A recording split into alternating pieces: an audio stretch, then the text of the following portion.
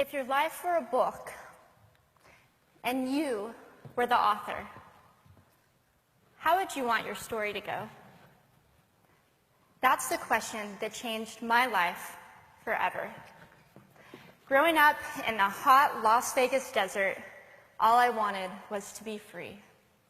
I would daydream about traveling the world, living in a place where it snowed, and I would picture all of the stories that I would go on to tell.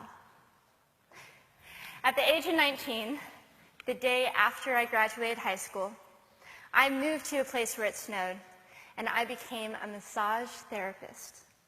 With this job, all I needed were my hands and my massage table by my side, and I could go anywhere.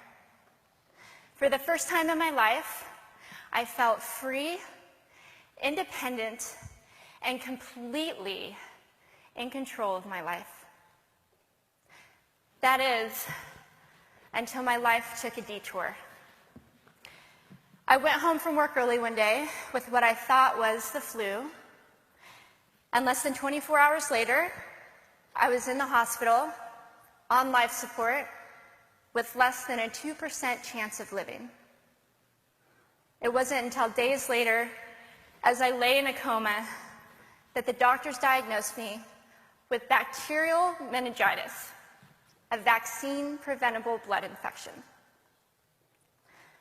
Over the course of 2.5 months, I lost my spleen, my kidneys, the hearing in my left ear, and both of my legs below the knee. When my parents wheeled me out of the hospital, I felt like I had been pieced back together like a patchwork doll. I thought the worst was over until weeks later when I saw my new legs for the first time. The calves were bulky blocks of metal with pipes bolted together for the ankles, and a yellow rubber foot with the raised rubber line from the toe to the ankle to look like a vein. I didn't know what to expect, but I wasn't expecting that. With my mom by my side and tears streaming down our faces, I strapped on these chunky legs and I stood up. They were so painful and so confining that all I could think was, how am I ever going to travel the world in these things? How was I ever going to live the life full of adventure and stories as I always wanted? And how was I going to snowboard again? That day, I went home, I crawled into bed, and this is what my life looked like for the next few months. Me passed out, escaping from reality, with my legs resting by my side. I was absolutely, physically, and emotionally broken. But I knew that in order to move forward, I had to let go of the old Amy and learn to embrace the new Amy. And that is when it dawned on me that I didn't have to be 5'5" anymore. I could be as tall as I wanted.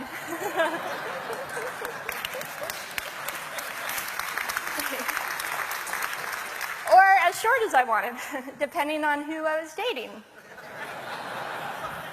And if I snowboarded again, my feet aren't going to get cold. And best of all, I thought, I can make my feet the size of all the shoes that are on the sales rack. And I did. So there were benefits here. It was this moment that I asked myself that life-defining question. If my life were a book and I were the author, how would I want this story to go? And I began to daydream. I daydreamed like I did as a little girl. And I imagined myself walking gracefully, helping other people through my journey, and snowboarding again. And I didn't just see myself carving down a mountain of powder, I could actually feel it. I could feel the wind against my face and the beat of my racing heart as if it were happening in that very moment.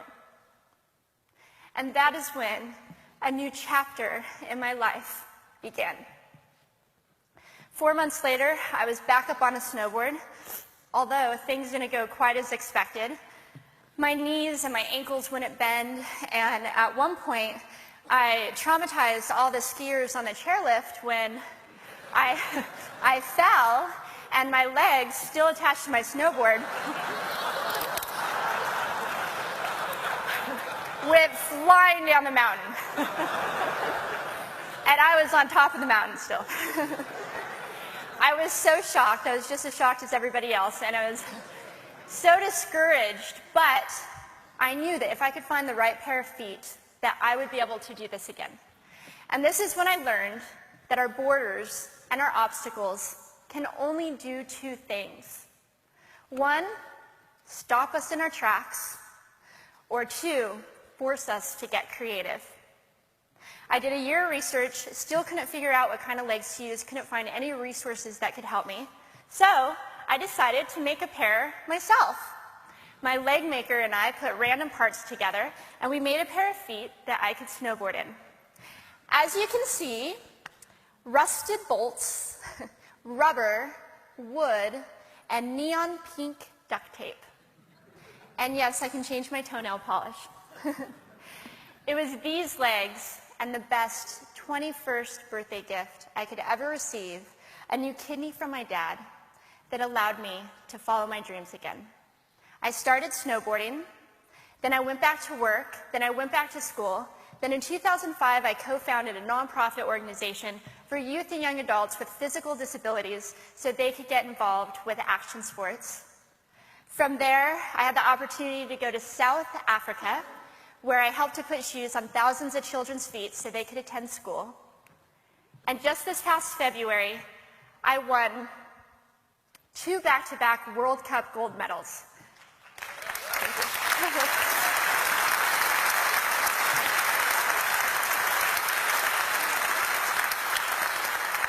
Which made me the highest-ranked adaptive female snowboarder in the world. 11 years ago, when I lost my legs, I had no idea what to expect. But if you asked me today if I would ever want to change my situation, I would have to say no. Because my legs haven't disabled me. If anything, they've enabled me. They've forced me to rely on my imagination and to believe in the possibilities. And that's why I believe that our imaginations can be used as tools for breaking through borders.